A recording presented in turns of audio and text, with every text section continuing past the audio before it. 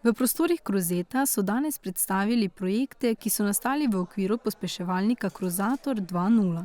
Ustvarjalci so predstavili svoje projekte, ki na inovativen način ohranjajo in krepijo lokalno dediščino Slovenske Bistrice.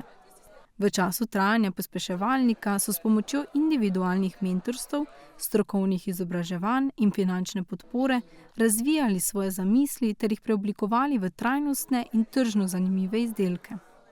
Program Krozator 2.0 je plod sodelovanja Občine Slovenska Bistrica in Centra za kreativnost.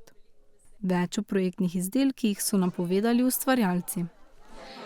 Ideja je izhajala iz kulturne dediščine in iz prakse mojega dela. Imam 3 male otroke in ves čas se sprašujem, na kak način bi pri njih spodbujala domišljijo, ker se mi pač zdi, da danes v tem svetu otrokom to precej primanjkuje. Po drugi strani je projekt zahteval